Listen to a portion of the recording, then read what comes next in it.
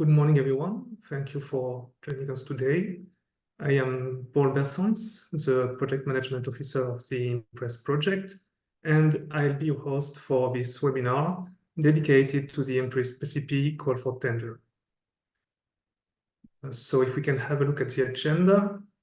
The agenda for today is designed to explore the several dimensions of the IMPRESS PCP. First of all, our project coordinator, Regina Ciancio from Area Science Park, will give an overview of the overall project and of the importance of the PCP within it. Following that, Martina Börger, who represents the purchase department of our lead procurer, Formalities Jülich, will present key aspects of the tender and how to submit a bid. Midway, our technical coordinator, Amir Tavabi, also from Formalities Jülich, will highlight the main technical information about the tender. And finally, Stephan Corvers, CEO and founder of Corvers Procurement Services, will explain the legal framework of our PCP. Then, after the wrap-up of the main characteristics of the IMPRESS PCP by Regina Ciancio, we will allocate some time for a question and answer session. So I therefore encourage you to submit your questions at any time during the webinar through the Q&A feature. If you wish your question to remain anonymous, you have this possibility in the tool, and we will collect all questions and ask them after the presentations. Okay, I think it is now time for me to leave the floor to Regina for the first presentation. Okay, thank you, Paul, for the introduction. Hello, everyone, and thank you for joining here today. I'm Regina Ciancio, IMPRESS project coordinator. And as Paul said, in my presentation, I will try to give you an overview on the IMPRESS project, highlighting its objectives and the general mission. So let's start from the ID card of the project.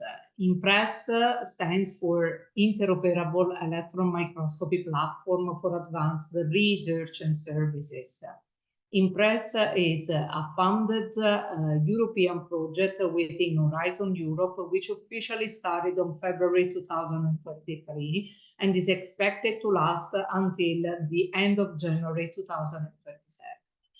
It was submitted within a specific funding scheme, the Horizon Research and Innovation Actions of Horizon Europe, and specifically within the Infratech Pool, which was awarding the projects capable to deliver research and development for the next generation of scientific instrumentation tools and methods. Actually, let's see in which way IMPRESS fulfilled the scopes of the pool. Actually, the overall ambition of IMPRESS is to overcome the current limitations that are imposed within electron microscopy by the commercially available electron microscopes. Indeed, IMPRESS intends to generate a paradigm shift into a new era for electron microscopy, expanding the current field of TM applications to many other sectors and to open them to new emerging users communities, with the scope of expanding the TM components to other instrumentation and make them compatible with several sectors of applications. This is with the general idea to make TMs flexible and adaptable to a diversity of multimodal experiments, with the ambition to boost TM instrumentation to the highest level of open standards and interoperability. But let's see how IMPRESS will reach this objective. The core of the project is the co-development of an interoperable platform consisting of interchangeable hardware and software components which are based on a modular and standardized concept, the cartridge within cartridge concept, which we name ECAT, where E stands for electrons, CAT for correlative, adaptable, and transferable. The intent is to deliver devices that allow users to design and perform correlative experiments instead.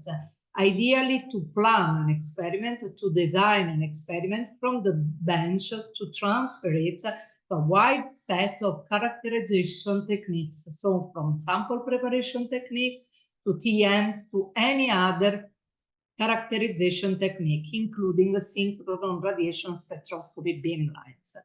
The device is conceived to be adaptable in order to respond to the requirements of users coming from different scientific domains, and is designed to be transferable in order to be moved interchangeably between different planes of an electron microscope, but also to be transferred across a microscope from different manufacturers.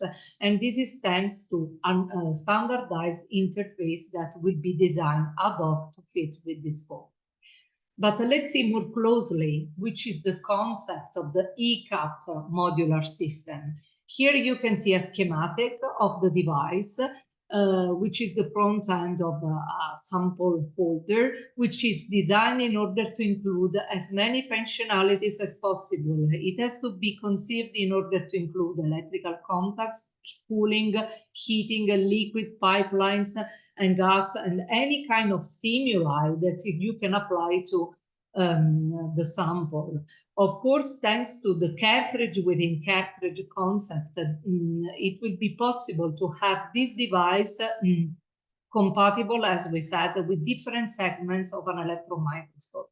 And you can see here the schematic, the ideal configuration in which you can span through interchangeably through the different planes of an electron microscope, but you can always you can also think to move this device from one electron microscope to another TM coming from a different manufacturer.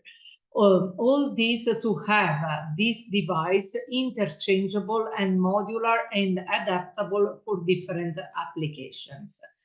To realize this scope, IMPRESS has brought together 19 partners within its consortium, which is a strategic consortium having indeed 6 research and technology organizations, 5 universities, and 5 research infrastructures, and 3 more or less medium-sized enterprises. One of these is a company already involved in the development of components for electron microscopy, and the other 2 are involved both in dissemination of our concept and communication.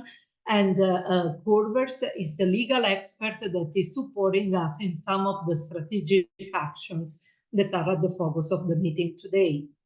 But let's put an emphasis on these 5 research infrastructures, because the reason for which we included them in our consortium is because thanks to their support and their close interaction with users, they have to bring to us the possibility to expand the field of applicability of our devices in order to make flexible and interoperable with other instrumentation responding to the user needs having access to these research infrastructures. This is a general structure of the project. As you can see, we will have a scientific contents that will span all the way through the main concept of an electron microscope. We will have, in addition to work package number 1 dedicated to management and coordination of the project, and work package number 7 dedicated to communication and dissemination, we have 4 scientific work packages. Work package number 3 dedicated to electron sources with enhanced beam properties and electron optical performance. Work package number 4, which will be dedicated to advanced imaging and spectroscopy, so in general to optics and detectors.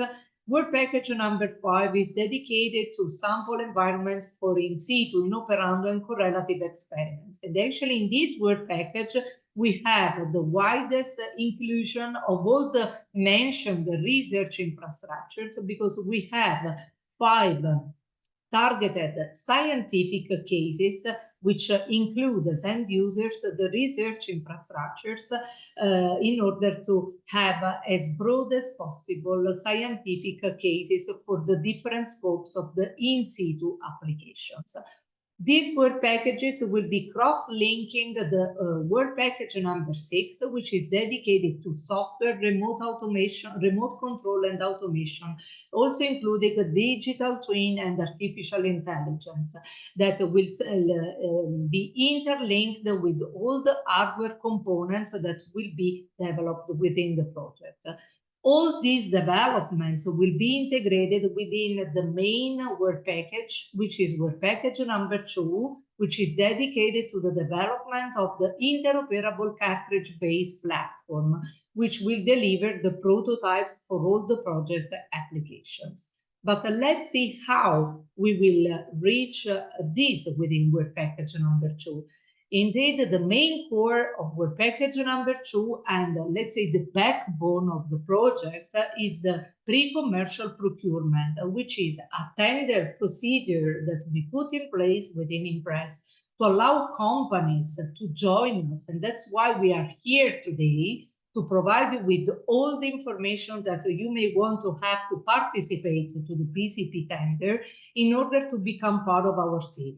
The PCP tender is a specific procurement procedure which allow you to join our consortium with a strategic intention to have at the very end a strategic platform where different companies with complementary expertise can contribute to the co-development of the prototypes that are at the core of the tender document and that you have learned already about by going through the documentation. The steps of these procedures are 3. So there are 3 iterative phases through which companies with the right expertise will be selected in order to design, implement, validate, and demonstrate the final prototype.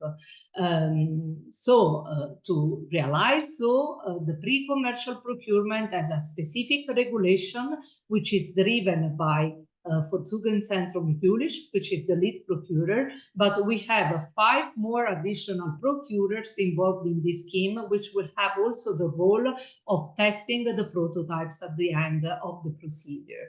And contributing also to design and development together with you companies. This is supported by our legal provider, our legal partner, Corvers, that will, Stephan Corvers will detail the legal aspects of this procedure later on in order to meet all the goals of the procedure.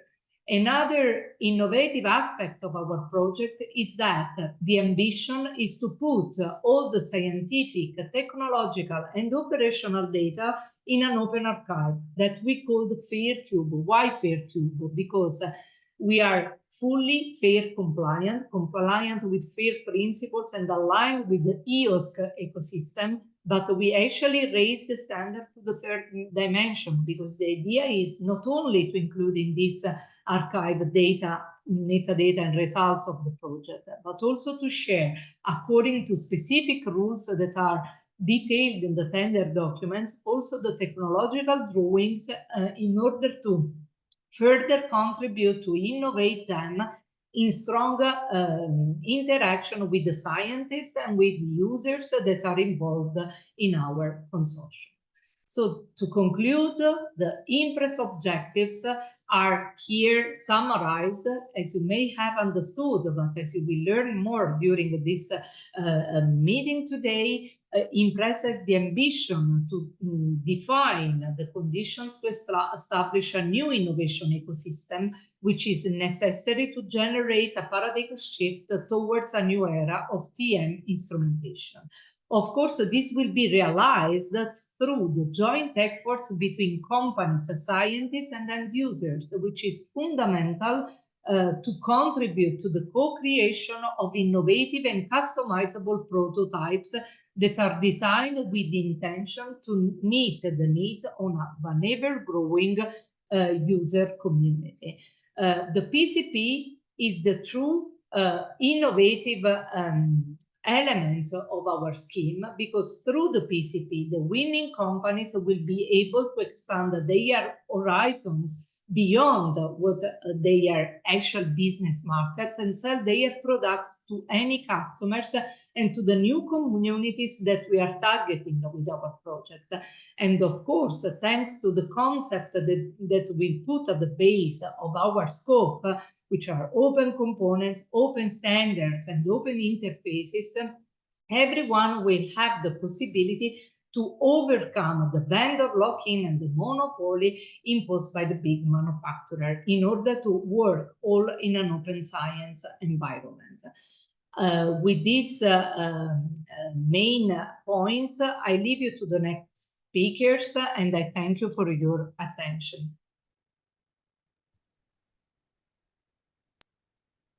Thank you very much, Regina. Okay, I see that you have stopped sharing. So now, Martina, you should be able to share your presentation. Yep.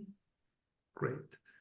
So I am pleased to introduce Martina Börger, who is a representative of Forumzentrum Jülich Purchase Department. Hello. Martina, the floor is yours. Thank you. Thank you, Paul. I would like to give you a brief overview over the Impress PCP and also show you how to submit a bid. But first of all, a short disclaimer. This presentation is solely made for the purpose of giving an overview of the key aspects of the Impress PCP, but has no binding effect. Please note that only the official information contained in the tender documents is legally binding. Technology providers are responsible to ensure that their bids are fully compliant with the provisions of the tender document.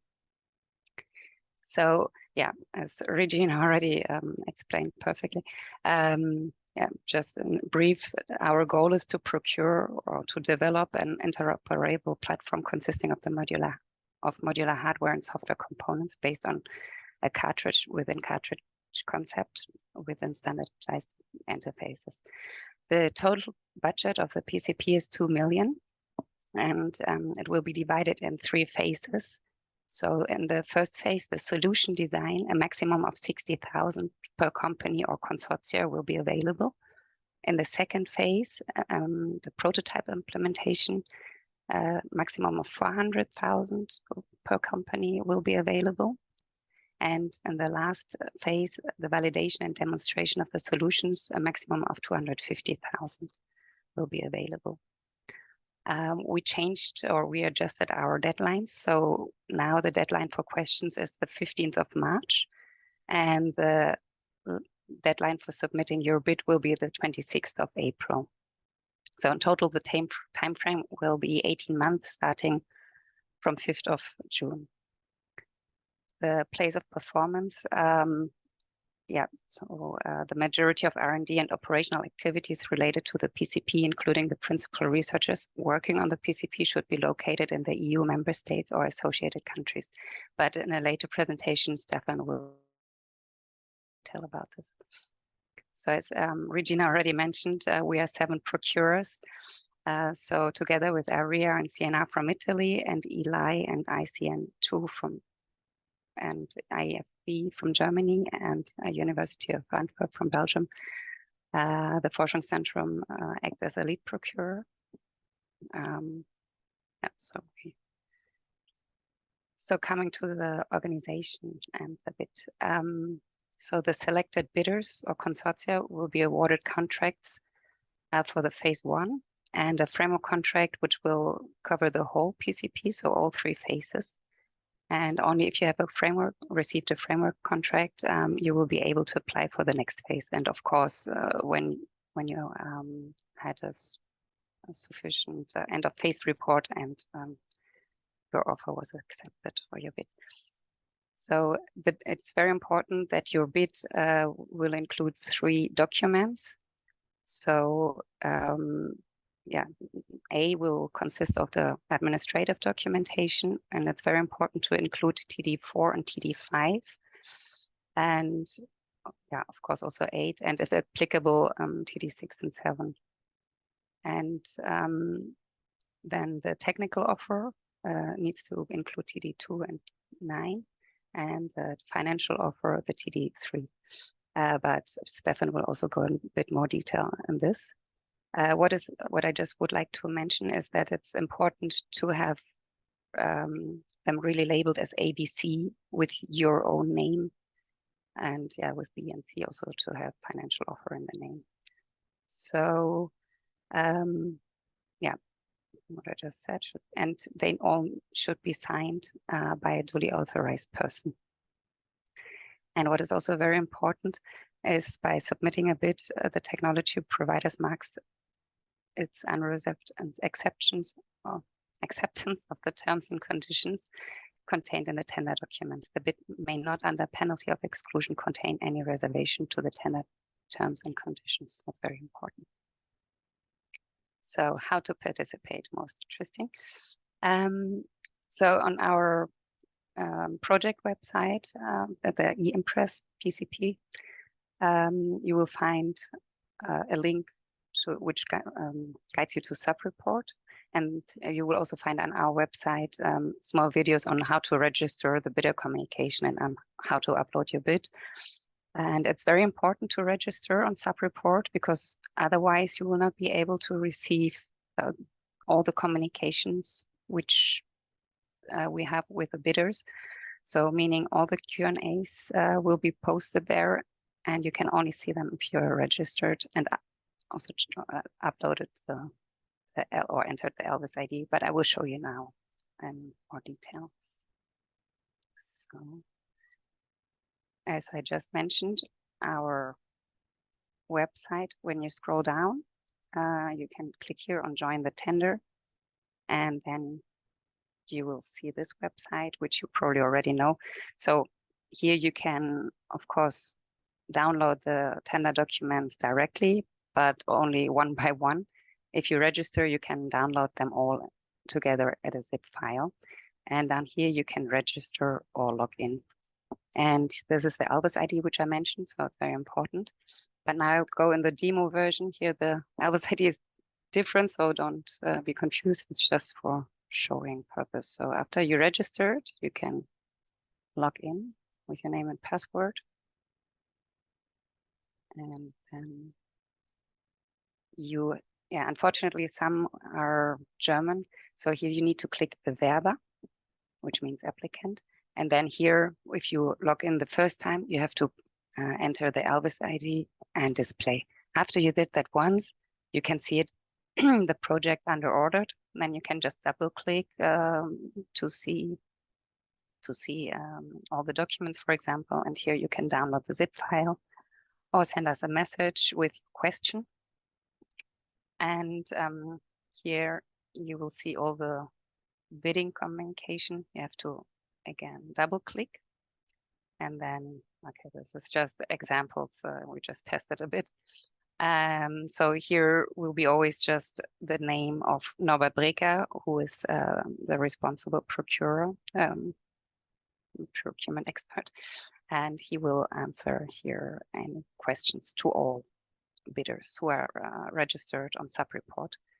And so any other important information, if something like now that the deadlines have changed, it will be also posted here, etc.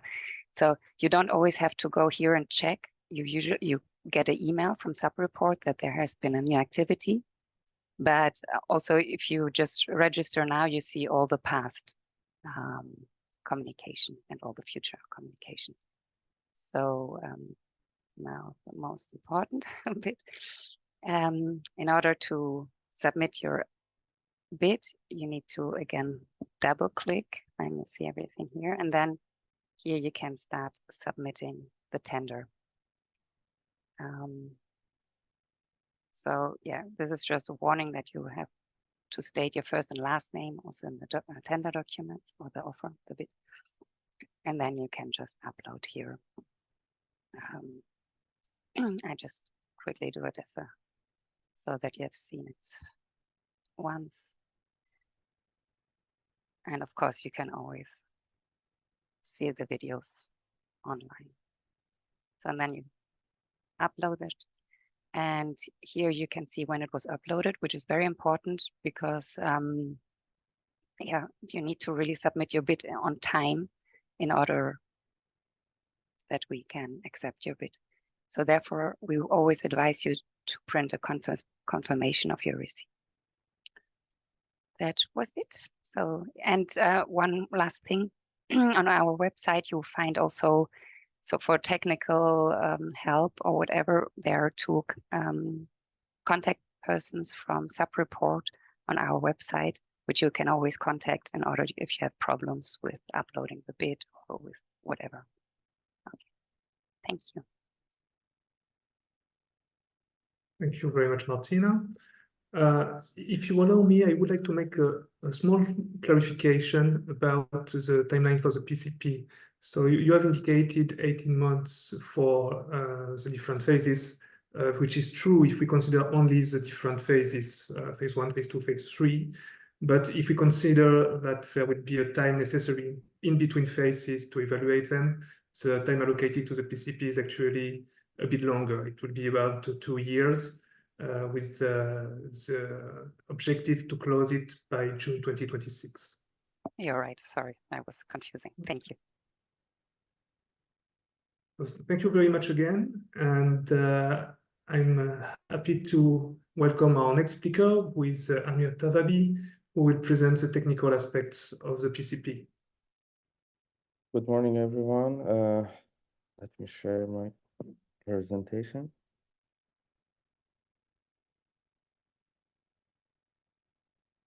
I hope you can see it and everything goes fine. So I will give a short presentation on technical details of our PCP and IMPRESS project. And we'll try to do not repeat what you have heard so far or what you will hear in the next detailed presentation. You already know that there are 3 phases for our PCP.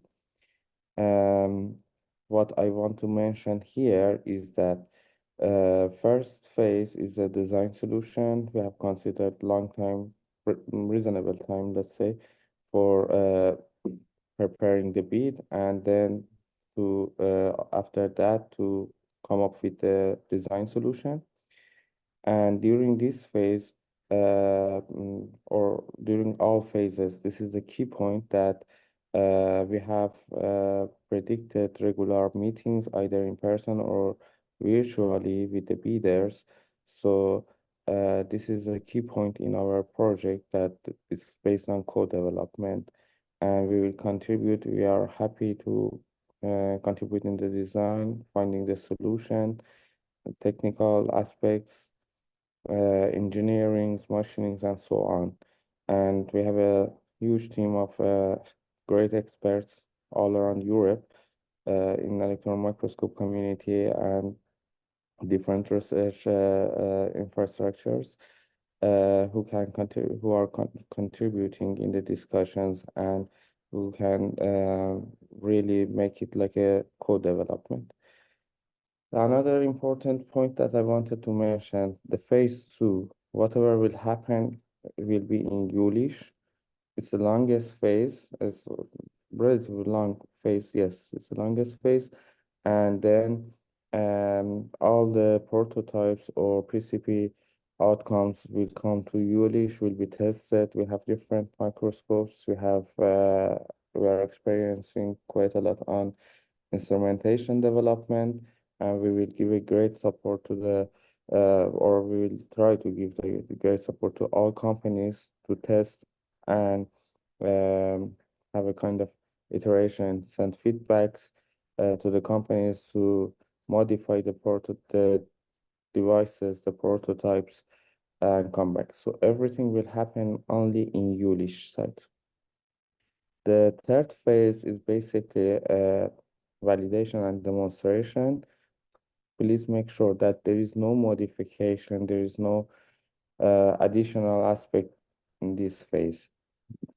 In this phase, we only send the prototypes which are validated, which are already approved at the end of the phase 2 to different test sites, which I will introduce them later to the different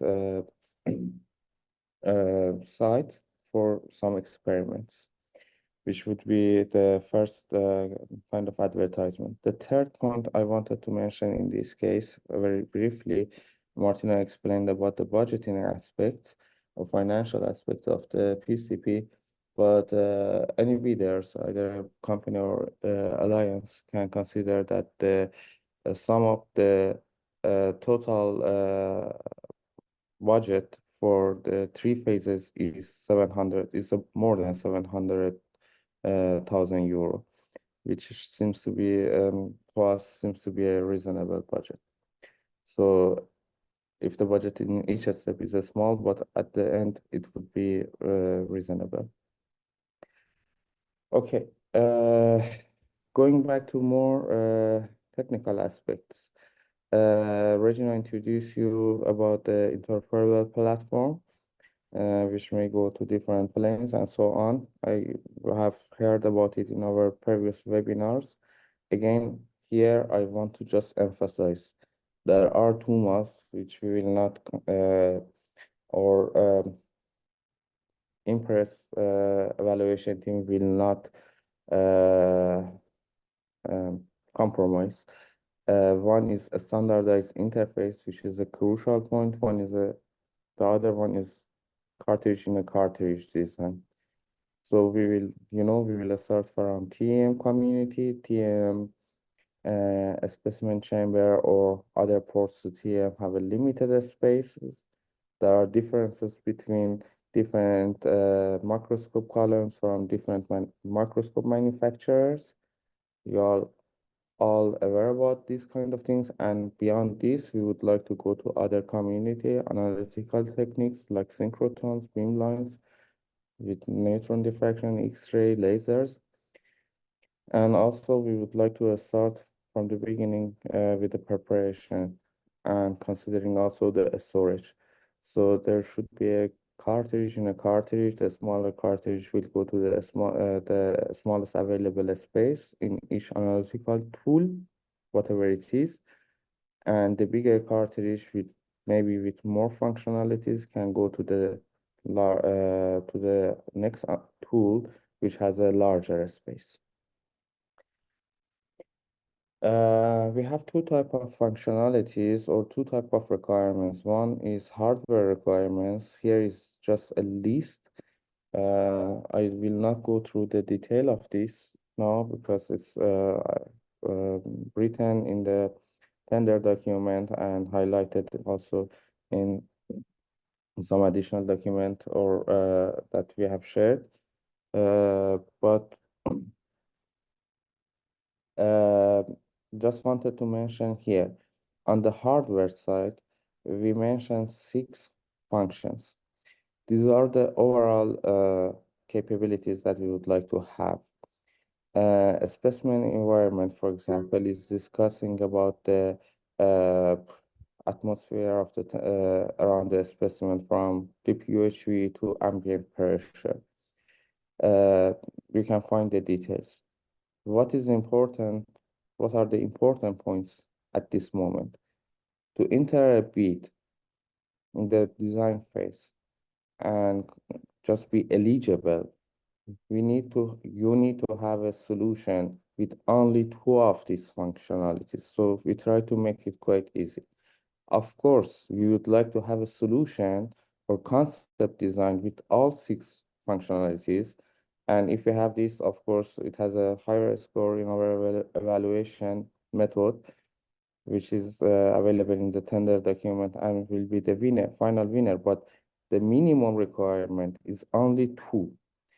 The second point here is that in detail, if we get into the details, for example, again, for example, for the temperature or atmosphere, all of these specifications, the details, the numbers, these are commercially available at the moment.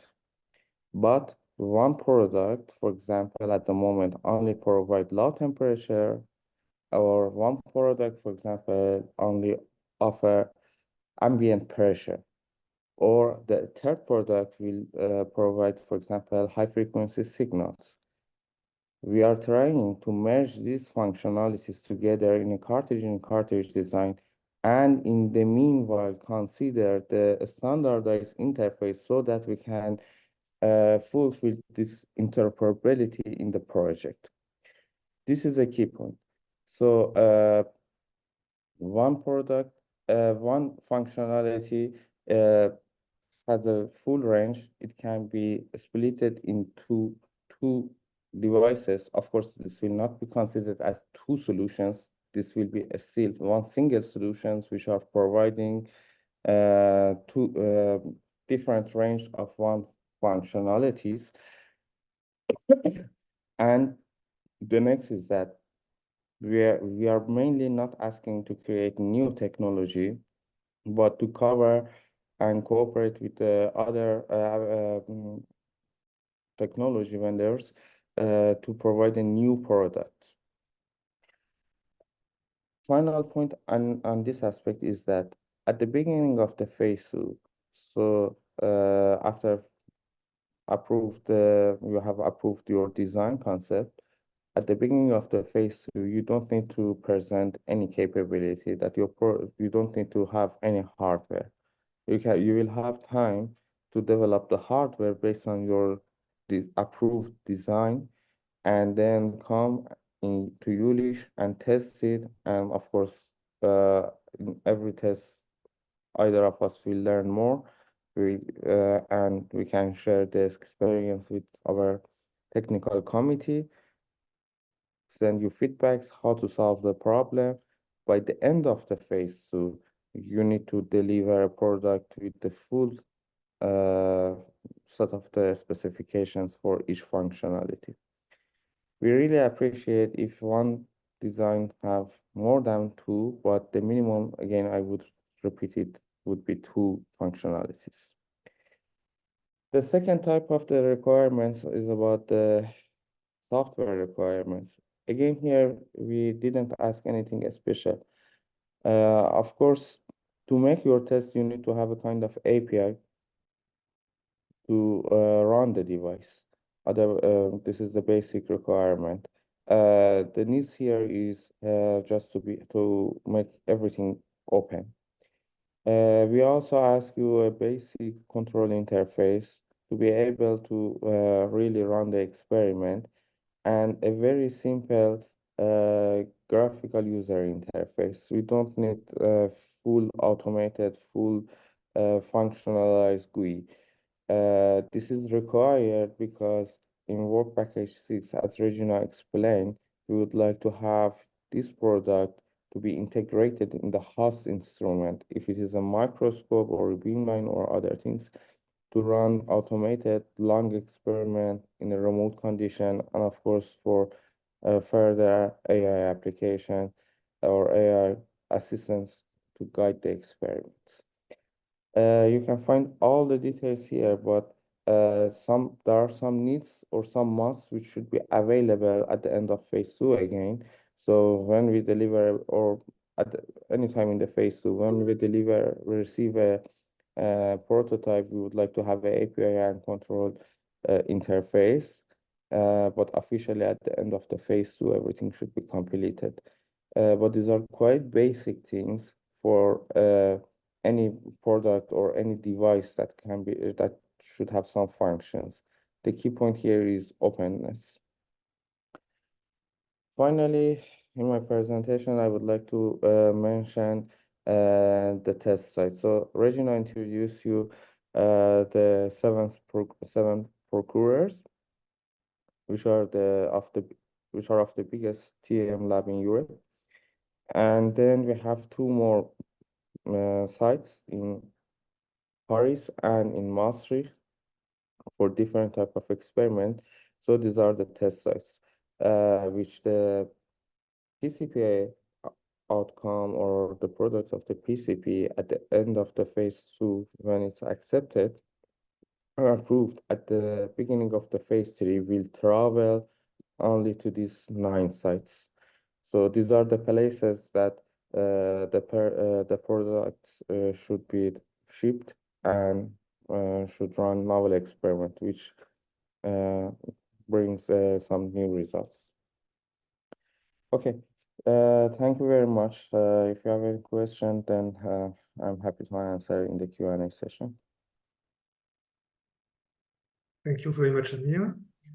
Our next speaker will be Stephan Corvers, that will present the legal aspects of the PCP, the legal framework.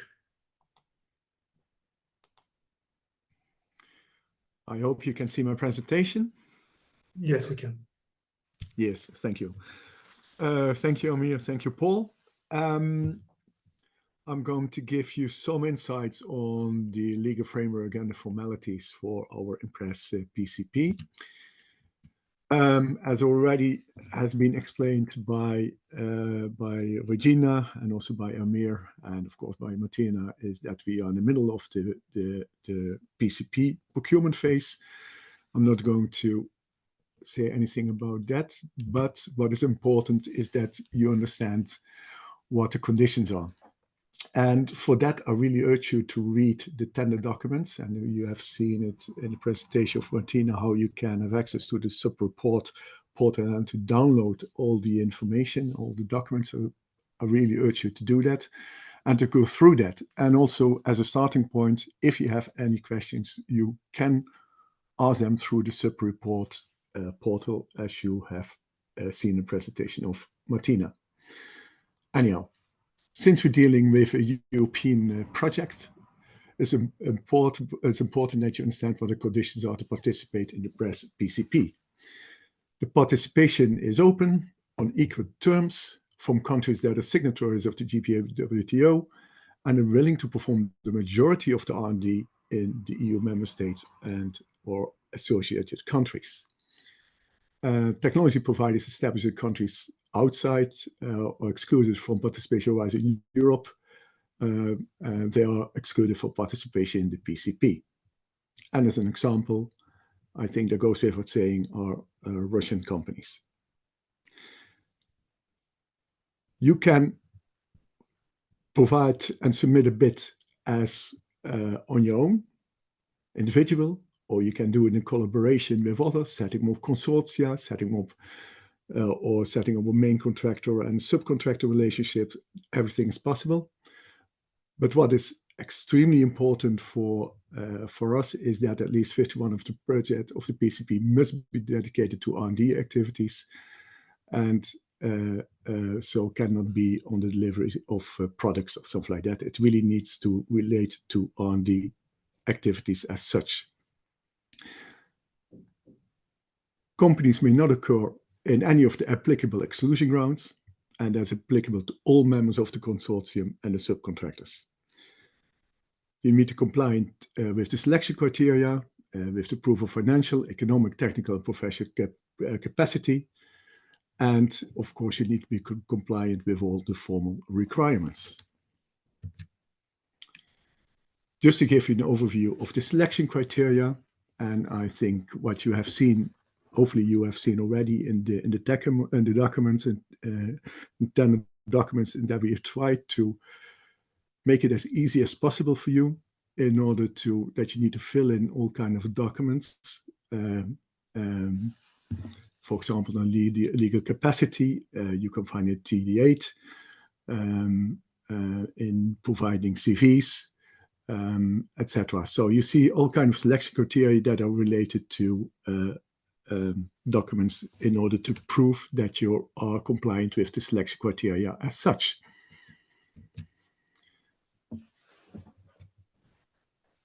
Very important when we come to the award criteria and the functionalities, before we go to that, is that all the important issues from the viewpoint of the EU, that you need to be compliant with the definition of the R&D services, that you that there cannot be any double financing and something like that, are part of the pass-fail award criteria. So if you're not able to be compliant with the definition of R&D services, so you're not providing any R&D services, but really commercial off-the-shelf products, then you fail to be compliant with these criteria, and your bid will not be taken into consideration anymore. All these criteria, pass-fail award criteria, are written in the tender documents. When we come to the award criteria themselves, it is really on the quality that we would try to put the emphasis on. So it is on the impact of the Impress challenge, the validity of the technical approach, and the quality of the bid. You can see all the details here, and you can see them as stated again in the tender documents. What are then the documents that you have to submit? And Martina already mentioned it. There are 3 documents, document A, B, and C, with different, each of them with different administrative form. TD4, TD5, and TDA are mandatory. So it's the Declaration of Honor, the Declaration of Honor relating to Russian involvement, and the legal capacity of the technology provider statement. The consortium statement and subcontracting statement, if of course depending on the setup of the consortium that you have set up, or you do it, if you submit the bid individual, you don't need this. The declaration on honors we needed to be filled in by the technology providers to confirm that no exclusion grounds apply to them. The Declaration of Honor of Russia, the same, and the legal capacity of the technology provider is a template to be filled in to confirm that they have the legal capacity to present a bid and conclude a contract.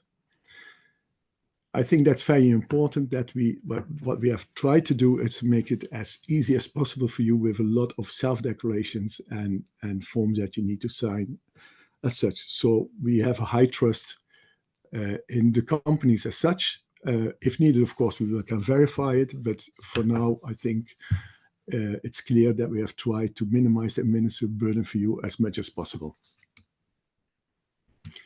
When it comes to the technical documents, technical forms, document B, we have the technical offer. There's a template with the guidelines to be followed to detail your technical offer. And I think a very important document relates to the declaration of pre-existing rights. Your background is, of course, being protected, but please take care of it, that you need to describe it in the best possible way. So so we do understand what your background is as a starting point for this project.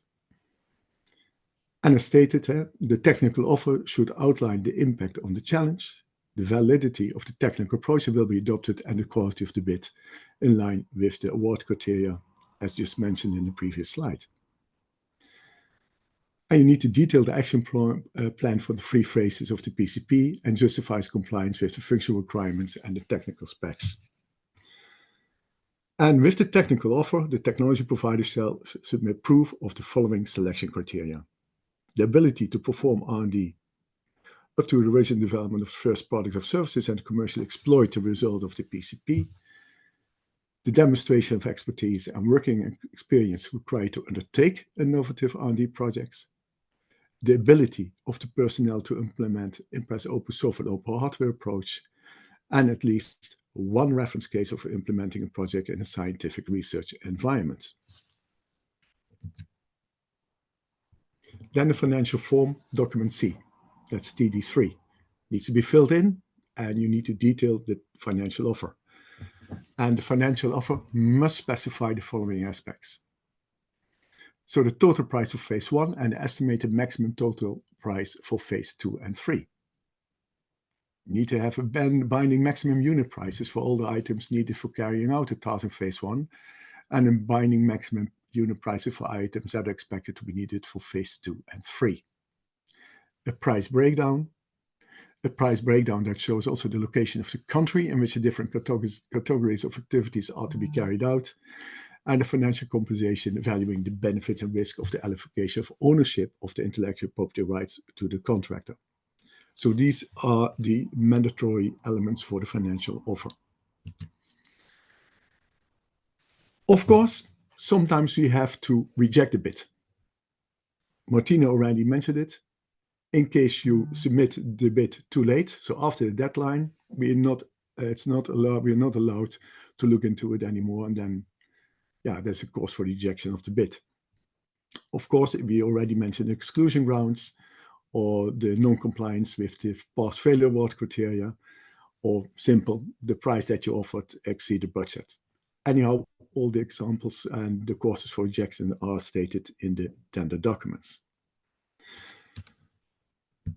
And that was my presentation. And as stated in my presentation in the beginning, please look carefully through the tender documents. And if you have any questions or things are not clear to you, please ask them through the sub-report portal, so we really can help you.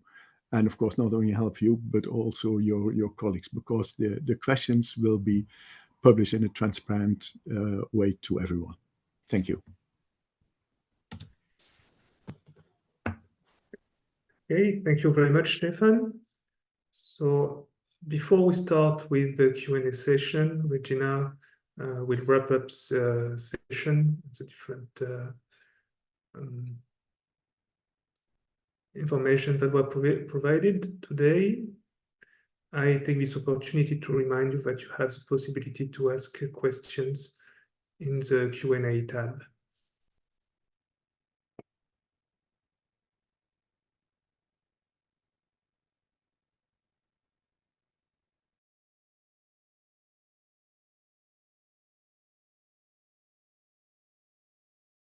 Sorry, Regina, you are mute.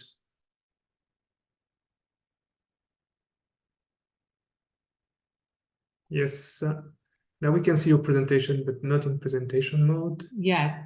Okay, No, now it okay. works. Okay, thank So you. the floor is yours. Okay, thank you. So after all this roundup, let's make some very brief conclusions, but actually the intention is to have this as a start of a productive interaction that you may have with us today within the Q&A session, but also formally through the website where you can upload your questions and you can have formal answers from us. As you saw from all the presentation, you have more or less the essential ingredients of our approach and the co-creation approach that we want to put in place within Impress. Just to summarize, you have been introduced to the interoperable platform concept that will be at the core of our development, which is represented by the core element of the ECAT cartridges that you have seen will be at the basis of all the prototypes that will be delivered. And they will be designed in order to be finalized through the iterative steps of the pre-commercial procurement. So we had an intense phase where we defined all the elements and the functional requirements that we want to have in our prototypes in order to fulfill the scopes of the scientific targets of the Impress project. So you are asked to design these prototypes with standardized interfaces and to provide your ideas through the tender, applying to the tender. Then there would be the development of these devices and the final validation and test of the prototypes at all the test sites that you have been introduced. And as you have seen, the prototypes will be spanning across the main chapters and the scientific objectives of the Impress project, which are the hardware parts, which you can see here highlighted, the sources, adaptive optics and detectors, and in situ operando and correlative, which are the focus of the work packages of our project. But they will have also a strong intersection with the software part, which is a core aspect of the interoperable platform, so that we also there will be also a chapter dedicated to software, remote control, and artificial intelligence. As I said, all the results, but not only the results and the achievements, but the technological drawings will be shared in our FAIRcube in order to provide users, but all the operators and also companies participating to the PCP with this open archive to further implement the device and the design of the devices.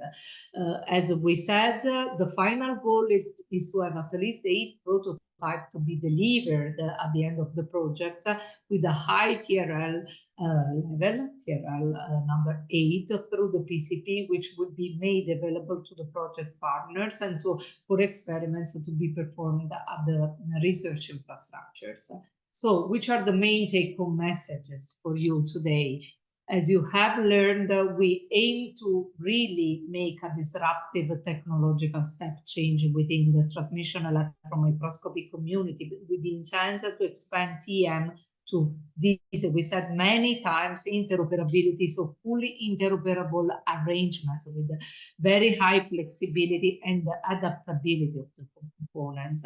Indeed, the cartridge within cartridge approach concept will provide users, not only established users, normally having access to transmission electron microscopes, but also new users to plan multidisciplinary experiments. So to ideally design an experiment from the bench and extend it to TM, sample preparation techniques, other kind of characterization techniques, including the synchronous spectroscopy techniques or laser beam lines. Open innovation and co-creation will be at the basis of our concept and of the joint work we want to perform together with you companies in order to overcome technical challenges that cannot be solved today by the electron microscopy market alone. Why you should apply to the PCP? There are a number of competitive advantages for you. In the first place, through our value chain, through our co-development approach and through the PCP, you will have the opportunity to design and develop new prototypes that you can offer also to potential new customers. Now I'm talking especially to companies that are used to deal with the electron microscopy community. You will have the opportunity to work with other communities like research infrastructures and also have the input from users having access to those research infrastructures to know which are their needs, and vice versa. Companies that are involved with the research infrastructures can know more about the needs of the transmission electron microscopy community and develop devices and help them to conceive new methodologies in order to create a multidisciplinary scheme and innovative scheme in this scenario. To help you to realize, so we have already identified 5 high impact use cases which will contribute to address specific scientific challenges, but also societal challenges, which are at the core of the European Commission nowadays. Then through our scheme, you will have the competitive advantage to be the first company which can acquire the know-how that we put on the table within Impress and hold through the PCP rules the IPR of the new developed prototypes with, of course, a competitive advantage in the business sector.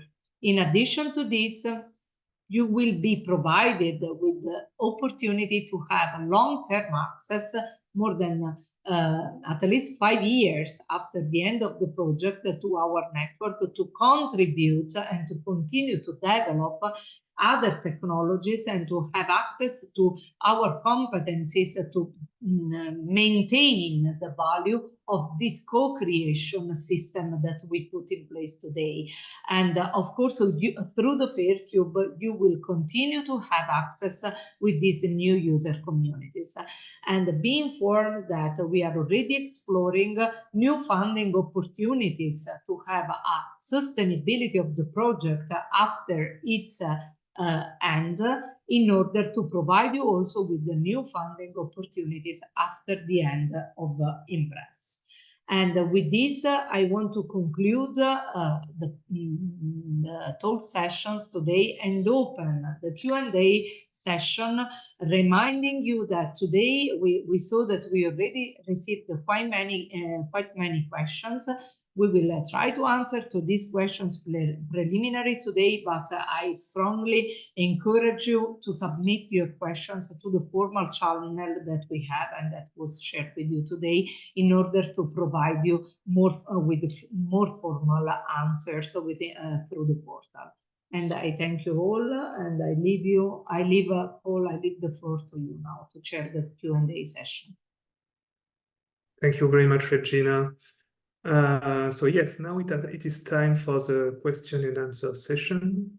So invite our panelists to come back. Yes, thank you very much. And as mentioned by Regina, let's mention that the answer that will be provided today are only preliminary, and the final version of the answer will be given in written format and published on a sub-report. So we have received some questions. I will start with the first one. I'm not sure that the audience can see the questions, so I will read them before. So the first question is, how do we learn about the typical dimensions of the different providers and the different planes? So this is a technical question for Amir.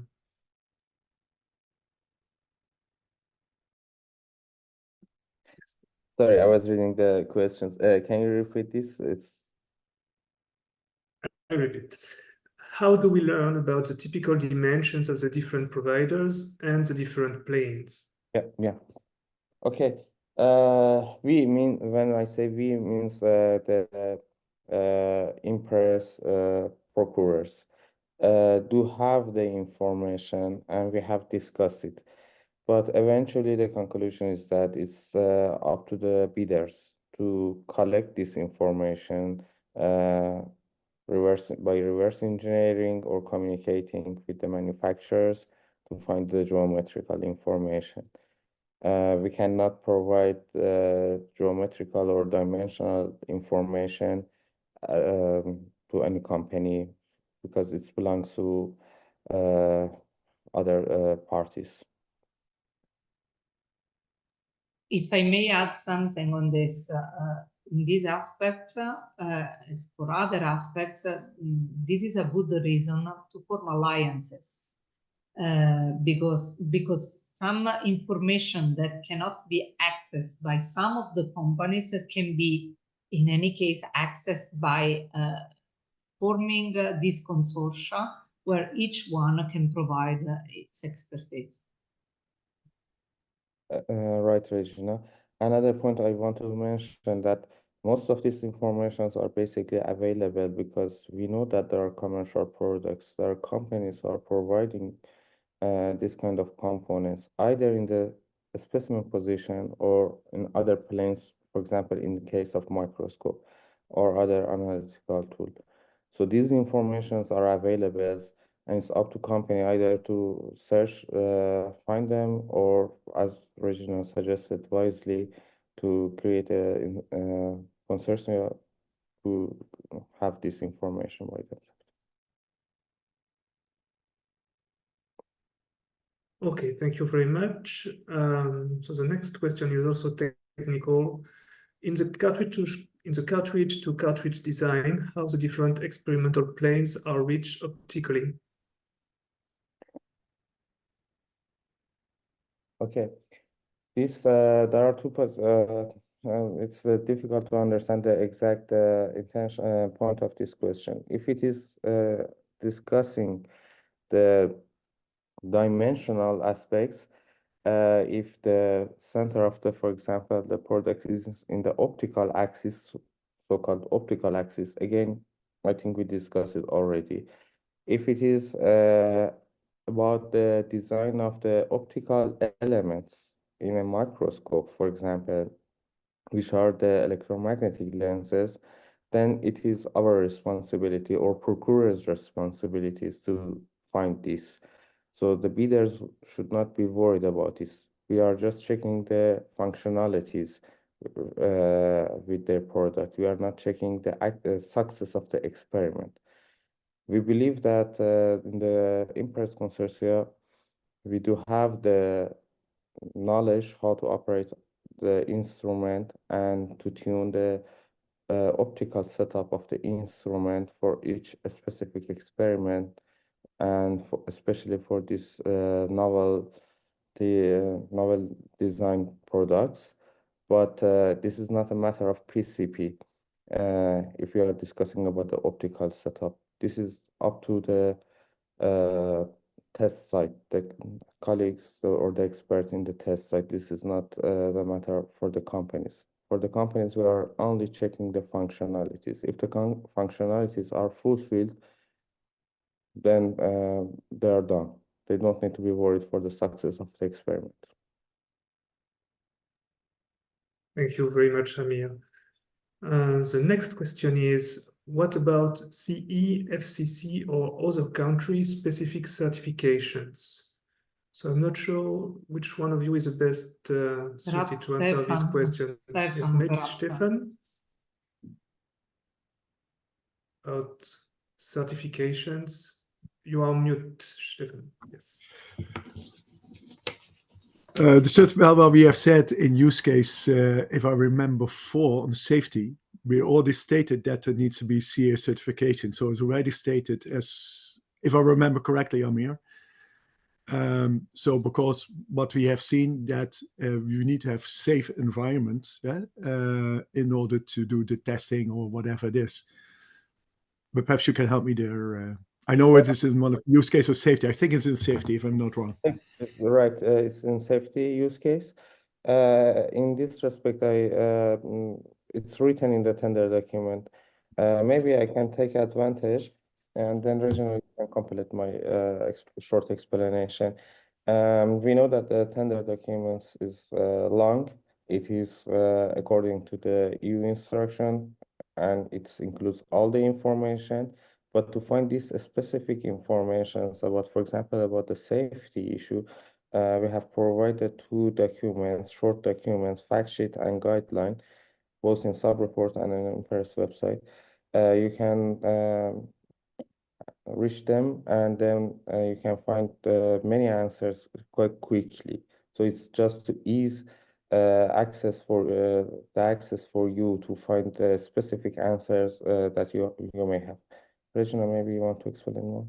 Yeah, this is just to say that, of course, we cannot include at this time of all the certification rules for each possible country. But this is something that we have faced normally also when we buy commercially something. So it is on the owner, on the let's say on the group and the institution that is going to use the prototype to have an interaction with us and to make also some possible remark on this aspect, that usually this is a duty that is more on the end user than on us developing the device. Of course, we are taking care of most of the regulation that are in our disposal, but a strong interaction with you on this aspect is also very welcome, and please come to us after reading the documents that Amir was pointing out before, if there is any aspect that has to be considered for the future. But we duly consider the aspects that were under our responsibility in the phase of the definition of the requirements and the design of the prototypes. Okay, thank you very much. The next question is more about finances, so it will be either for Stephan or Martina. How the R&D budget spread will be checked? Stephan, I see that you unmuted your... Well, I assume that is meant, well, you know that we have the different phases, each a maximum per contractor. Yeah, so, and of course, based on the proposal, overall proposal, for example, you state for phase 2 that you can do it for, as an example, for 380,000. So then that will be the amount of money that will be contributed to that technology vendor for phase 2. And will be checked, will be monitored. It cannot be more than that, if that's what you mean. So the monitoring is based upon what we have stated as a maximum and what you have offered. And that will be, of course, monitoring during the execution of the activities. And if you mean that if you're not, so I've offered something, but I'm not doing anything, put it like this, then you don't receive any money. So that's also the consequence. But I think it's outlined already in the tender document. So yeah. May I add something? So maybe you meant how we check that 51% of the R&D will be used within the EU. So yeah, of course, we would like to see for what you use the money. So you will need to specify how much you need it for engineers or for yeah, other things. So you will need to specify these things for what you spend the money. Basically, at the end of each phase, there is a reporting act. And then in this reporting, it's all explained in the detail in the tender document that, okay, you should specify how you use the budget, percentage by percentage for your R&D, or of course, we are not specifying your details of the company or consortium, but some guidelines and instructions has already been provided in the tender document how to provide this report. And based on this report, the validation committee of the IMPRES will confirm, okay, this is wise and the budget can be allocated or reimbursed.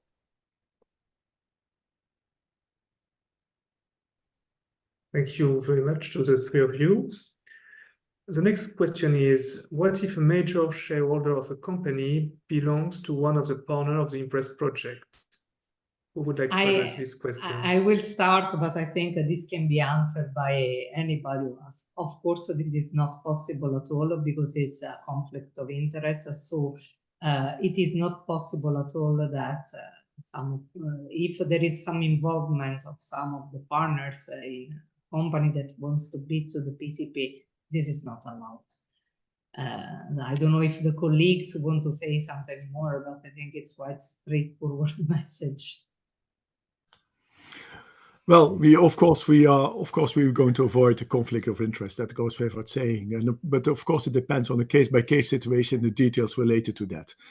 So I just want to ensure that what we have set up in the on evaluation of the bids, how we set up the process, with the committees and the people related to that, is very well managed. And the underlying rationale is not only to have the best qualitative approach to that, but also to avoid this kind of situations.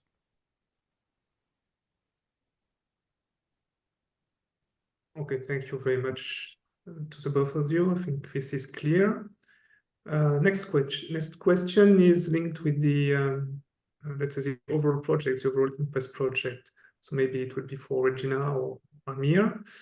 Could you please share the timelines for releasing information on package 4, which is on detectors? I'm not sure I understood the question, in which sense releasing information on our package number 4, because actually we don't have a timeline for, we have disclosed everything in the tender document regarding the functionalities that will be at the core of the cartridge. So there are some implications that, of course, you will have them detailed, not broken into work packages, because the technical requirements, there are some technical requirements and some functionalities that are in common with more than one work package. So they are listed in terms of functional requirements as a whole, not related to specific work packages. I don't know, Amir, if you want to say something more. A little bit more, maybe I can explain. Here we are discussing about the IMPRES PCP and documents. It's not about the work. There are developments in different aspects, scientific or prototypes in work package 3, work package 4, work package 5. It's out of PCP, and whenever the colleagues who have either financial or scientific interests reach the final result, it will be published. So it's out of the scope of the PCP at the moment. It's not something that we can answer here. Of course, let's say an additional thing that we said very broadly that the prototypes will be dealing with modular hardware and software components. Where package number 4, as Amir was pointing out, mostly deal with detectors. So detectors are not part of the PCP, but if there are methodologies, either hardware methodologies or software algorithms, software methodologies that can be proposed into that direction, they are in any case listed in the functional requirements and they can be applied. Why not to good package number 4? We don't have a clear distinction depending on its software as a whole. Yeah. Right, Regina, exactly as you said. But other than detectors, for example, I can mention about the phase modulator in general. Like, don't say anything more in details. Either before or after the specimen. This is also included in work package 4 and 3, and these are reflected in the requirements of the PCP. So the direct way is to communicate with the PCP requirement, get into this, and to have some co-development. Okay, thank you very much. The next question is about intellectual property. At the end of the project, how do you ensure that the open access hardware, software will not be produced outside of the EU? I would say that this is for you, Stephan.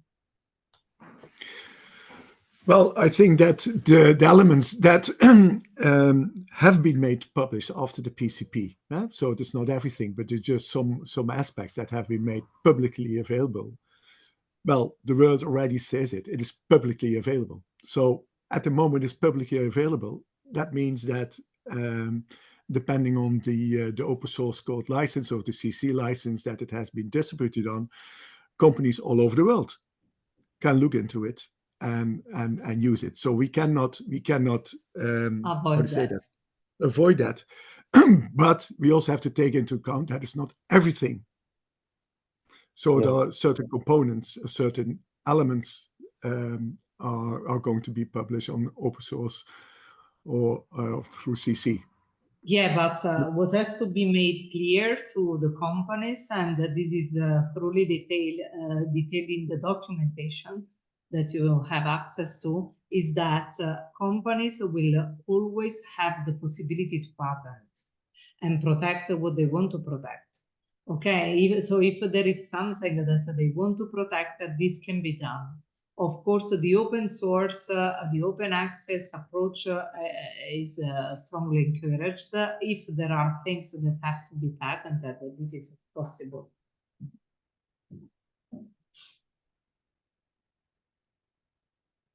Okay, thank you very much. So I would like to add a question myself for Regina. What kind of support the companies would get from the procurers into different phases? How do you see the cooperation between the consortium and the companies in the PCP when it is running? Yeah, as we said, the core concept of Impress is the co-development. And I underlined at the end of my presentation before that one of the key opportunities for you will be to have access, continuous access to our network and our competencies, not only in the field of electron microscopy, but there is a team of scientists dealing with many scientific aspects, scientific fields, and instrumentation domain. So there is this enormous value of having this co-creation based on sharing of knowledge between us. But in addition to this, there is an actual contribution that we can give. We have, for instance, a side support, which is 200K, if I remember correctly, of subcontracting that we can allocate for specific activities like support in electronics, of course, related to the development that are at the core of the prototypes. So there is this additional support that we can provide as co-procurers.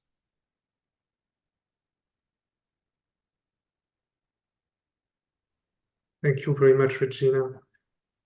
I don't see any other questions, so I think we are getting close to the end of this meeting. Unless you have a specific comment that you would like to make for the audience. I would also like to remind the audience that it is possible to ask questions to us via the Subport platform. So please do not hesitate if there is anything that is not clear yet after this webinar. Still, I hope that it was useful to clarify some of the terms of PCP and how companies can participate. May I? Yes, please, Martina. Just because you mentioned the Q&As on Subreport, I just want to, because I didn't mention before, so any question you ask will be anonymously shared. So the questions and answers will be public to everybody, but your identity will not be disclosed.